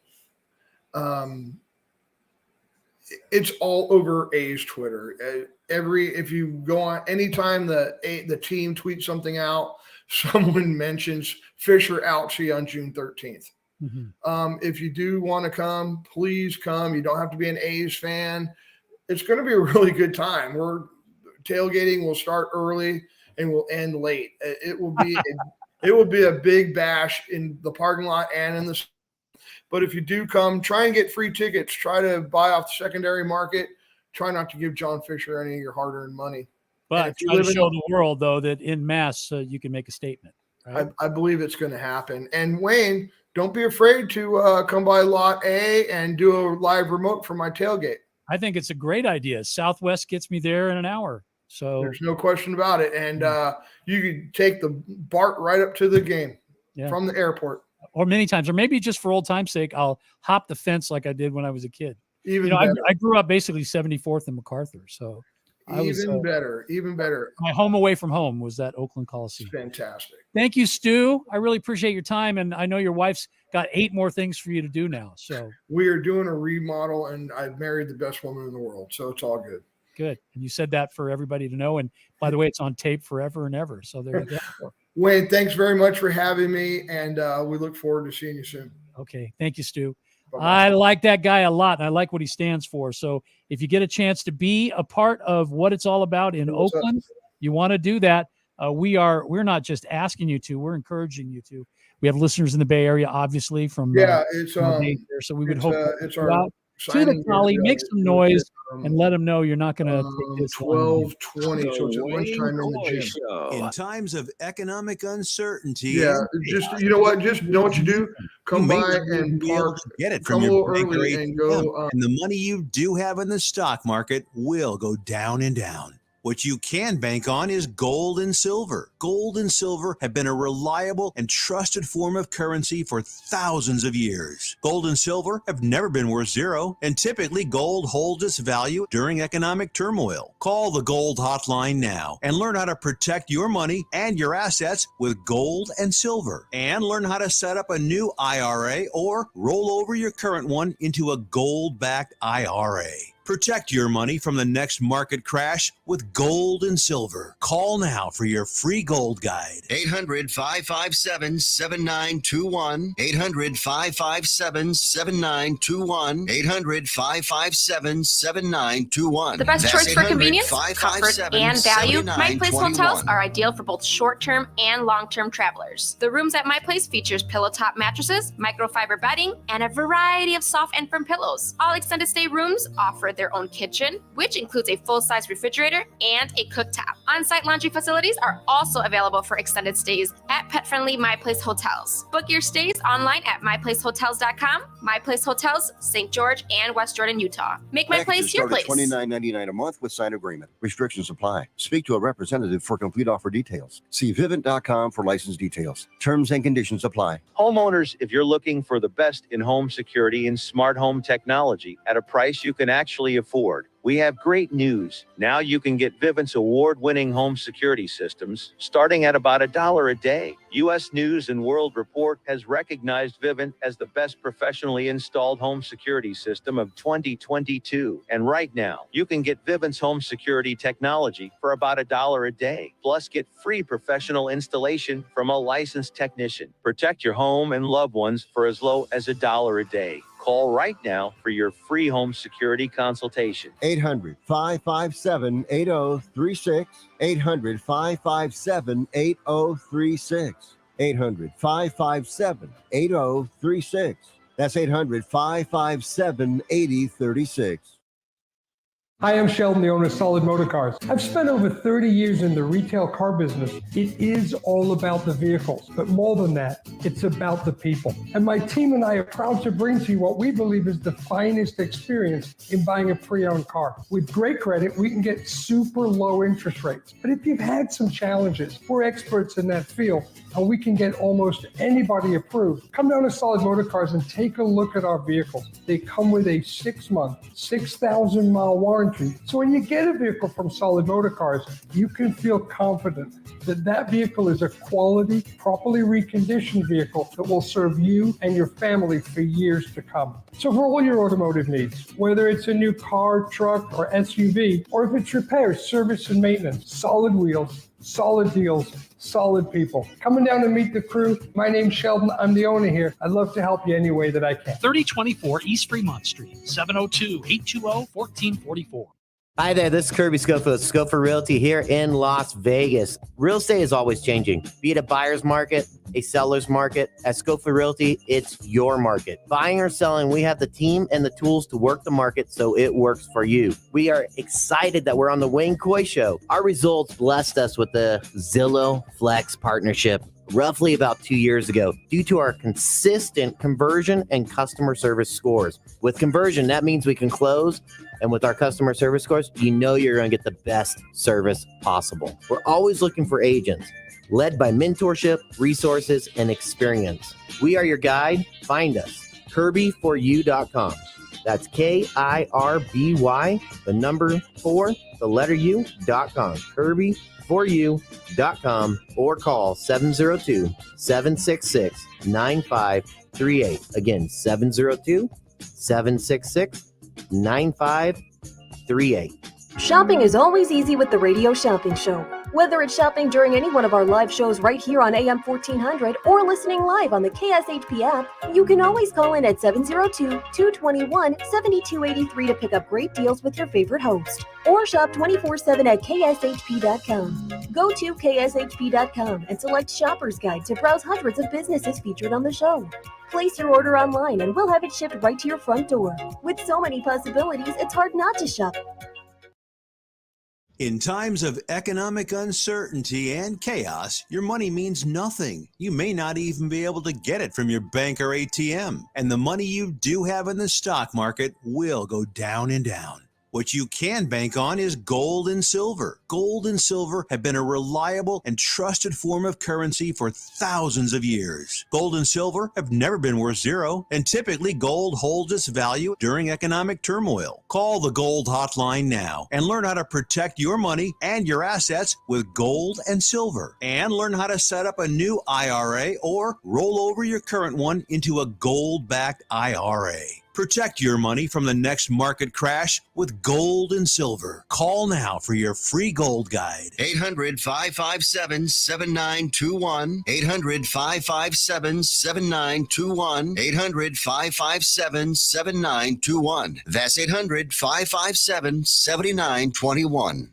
My name is Michael Stefanski, and I am the owner and founder of Sin City Custom Suits, custom clothing concierge. I help gentlemen get into clothes that fit them like they're supposed to, that they pick out themselves and we craft together. 600 different suit fabrics to pick from, about 40 measurements to make sure the suit's going to fit you right. Then we decide, do you want 2 buttons on the front, 3 buttons on the front, how many on the sleeve? Do you want like a custom photo lining for the inside of your jacket? Any number of different things that you can think of. This is all about what do you want? And when you ask guys, what do you want? They don't know because they've never been given the option before. Because I help men look as absolute best as they can.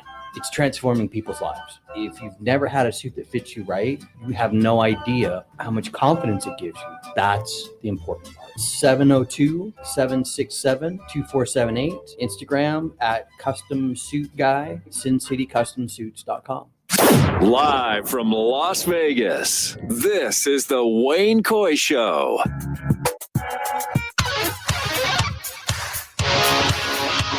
Okay, we're not going to even hesitate tonight. That's how good of a mood we're in. We're just going to jump in here and talk hockey right away. I think it's important that we do that. We have momentum going. We don't want to stop. Mr. Hockey is Chris Collins. Hello, sir. How are you, sir? I'm great, man. I know you watched every minute of this, and if you're like me, in about 30 seconds, you were like, what's the final score going to be here? Like 35-20 or... I never seen that much scoring that quick ever. Yeah, you had, 3 goals in the first 3 minutes? Yeah. It was some number like that. Right, yeah. that was nuts. Yeah, it was an interesting series. I said 7 and went 6. I think the real thing that came out of it, a couple of things, was the Vegas forward grouping, 4 of them, because Cassidy likes to play 4 like he did in Boston. And I got to tell you, they beat the snot out of the Oilers defenders. The Oiler defenders were clueless in the final, 4, 5, and 6 games in that series. Now, they won. That shows you how good McDavid and the others are. I mean, McDavid is a phenomenal athlete. And Edmonton's lucky that he doesn't want out. I mean, this is next year, I think it's year 10 and 11 for he and Draisaitl. And, he makes a lot of money.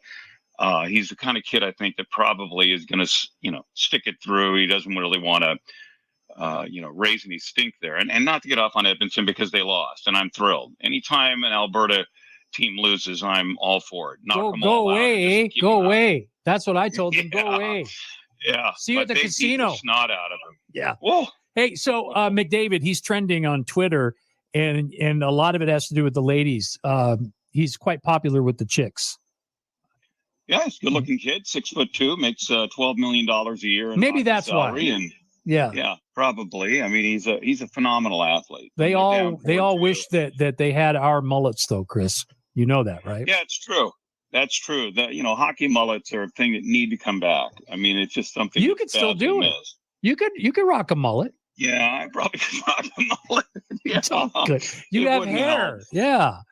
So we don't know who the Golden Knights are going to play yet. So it's either going to be the Kraken, which kind of scares me, or Dallas, right? Yeah, that was I turned the game off to come into here. It was a phenomenal game, 1-0 after 2. Now I know they're in the third period. I'm in here in the other room, so I haven't seen what's going on. But this is a netminder battle. Both have been phenomenal. There have been chances both ways. And you've got one team, Dallas, which I told you before, a lot of the people, the NHL Players Association, a lot of those athletes, I think when they did their preseason prediction numbers, it was overwhelming that everybody thought Dallas, which I thought was interesting, would come out of the West over Colorado. And I'm not quite sure why, because I think Landeskog got hurt. Well, I know why. Okay, take that back. Landeskog has had a bad knee. Last season with the Avalanche, he made it through the season relatively unscathed, and they won the Cup. And now he's gone for the next year. And I think a lot of players knew that he was having trouble. He's getting older. And, boy, I'll tell you what, Colorado, they did not have that grit level without him. And Dallas has got a lot of talent. They've got big players on defense. Big players punish players when they come in to the zone. It's a part of our game that is very underlooked, okay? And you talk to any player, what they hate is playing against big players when they come in to try to set the puck, or what we say, set the cycle, or get the puck deep and then set the work off the half balls. These big D come in and they smack guys around, and it can take its toll. That's fatiguing. Yeah. Yeah, and Vegas did this well. Cassidy doesn't get credit. I haven't read the papers online, if you will, in Vegas, but I don't know what has been said about the Vegas style. But I'm telling you, from somebody that sits outside, they looked a lot like the Boston Bruins last night. And they have this series. They have slowed down these games against the fastest team I've ever seen. Yeah, and that's saying something with the Edmonton Oilers. I mean, they come at you in waves, and this looked like an Eastern Conference game from 3 years ago in Boston. I mean, it was amazing. Without the blood, though, it wasn't a bloody game. Yeah, which is good. Yeah, and without the fans that talk funny. Yeah. So yeah, all in all. But now, what's the situation with the Kraken and the coaching deal there? I was reading something, I didn't quite understand it. Who's the head coach for the Kraken? Head coach is the former head coach of the Flyers. Dave is a former head coach at North Dakota, and he's in Philadelphia. I think he got some criticism for being a little bit too rigid. They played a system. The Flyers are a lot like the Raiders in that they have this archaic method that Al had for years, which is we're going to get to the quarterback, which is great, and we're going to hurt him in the first 5 or 6 plays and let him know we're there, which they couldn't do because he had the wrong athletes. And then it was always big and fast. And the Flyers have kept this. And each coach that's come in have said, well, we're going to do that, but we're going to do it a little bit differently. And it's not worked. So anyway, he was run out of Philly. People said, well, he's a college coach. It's tough for college coaches to make the transition into the professional game. And there are many reasons why, led by when you give an athlete guaranteed money and they're making 3, 4, 5, 6, 7 million a year, they can tune out. And what are you going to do? You're not going to fire the team. You're going to get rid of the coach. Sure. But Ron Francis hired him in Seattle after a long meeting with him that went over 2 or 3 days at the World Championships a couple of years ago. And in fairness, Ron, he said, look, at everything we talked about hit off immediately. I knew I had the right guy. Now, they were good in their first year, their first season. This is only their second season. They're in Game 7 against a team on paper that's way better than them. And, I mean, they're playing very, very well. They played well the whole year. Their big deal is they block shots like crazy. And I'm telling you, as I've said it before, it's all about analytics. They've used analytics, whether they admit it or not, and they knew that in the Western Conference, you're going to beat the McDavids, if you're going to beat the Jack Eichels, if you're going to beat the LA Kings, all these teams with top 6 forwards that go, you got to be able to create this imaginary house. And the way Seattle does it, it's almost like a half circle. And it is tough. It's like shooting into a pile of people every time you go to the point, which is the big way in the National Hockey League to distribute the puck is to come back to the point, crowd the front of the net, and then try to get shots picked at targets that the netminder can't see. Right. Well, if the puck doesn't get to the netminder because the wall is blocking it in front, then you're doing something right. Yeah. So he's done a great job. Now, it's an amazing thing. Chris, he has familiarity, I guess, with Vegas for maybe it's a couple of the players that are on the Golden Knights or something. Yeah, probably. I mean, I can't speak to that, but I don't. Was he an assistant in Vegas under Pete DeBoer there? Might have been. So I just was reading the article and I glossed through it, and it said that the interesting matchup with the Kraken would be that it's almost like there's a lot of familiarity. So because of that, that's an advantage to Seattle. I think there was a crossover of coaches that were coaching in Vegas when Pete DeBoer was there, and then now are in Seattle, or that have been in Seattle. So, look at.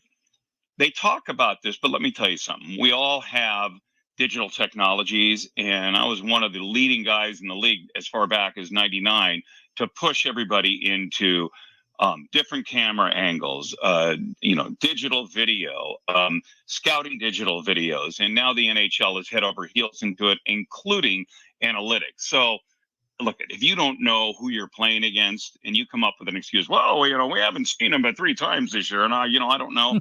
That's the biggest sell-off ever. They know exactly what's going on. They watch it. You can trace it.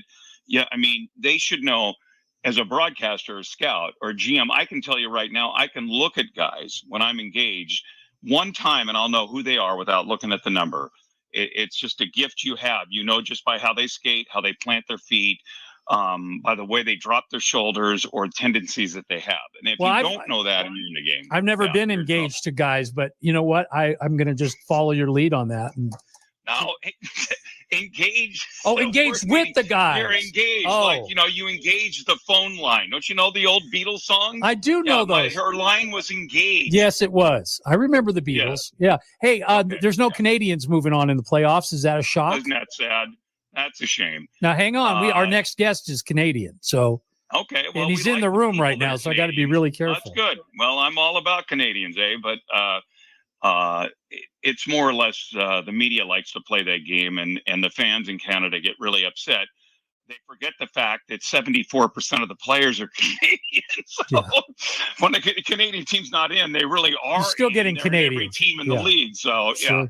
I mean, look, there's so much money in the game right now. It doesn't matter if you play in Edmonton or Las Vegas, or you play in Dallas, or you play in, Florida. Yeah. Okay, Florida.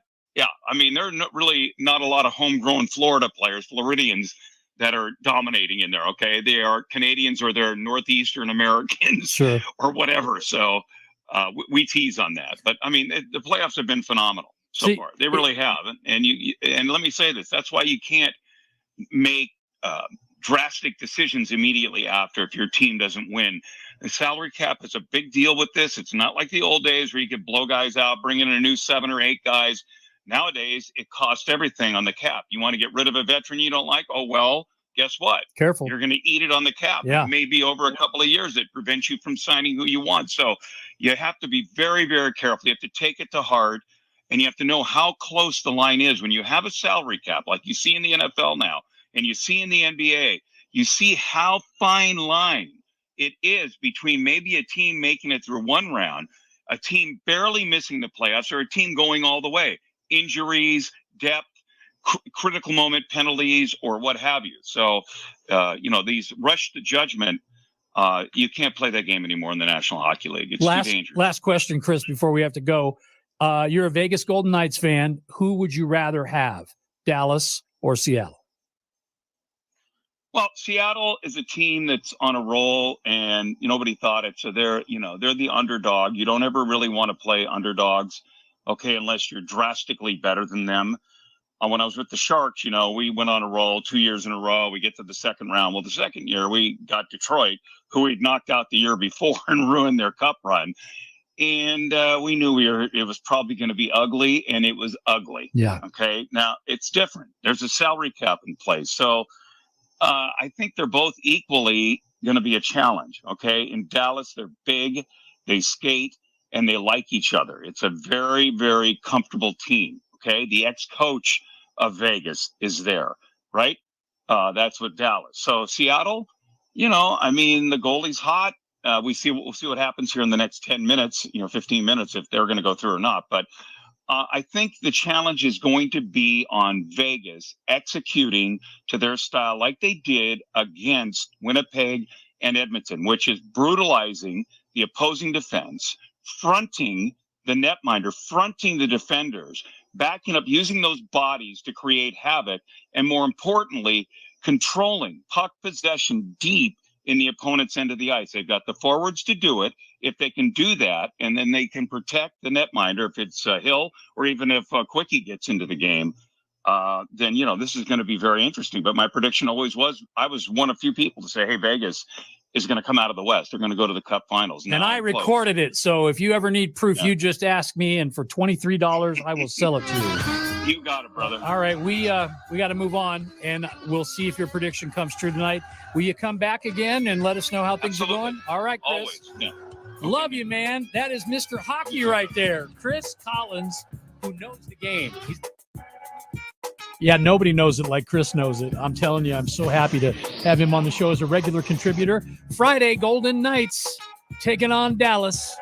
And we'll see if his next prediction comes true. We sure hope so. Have a good night. Talk to you tomorrow night right around 7 o'clock.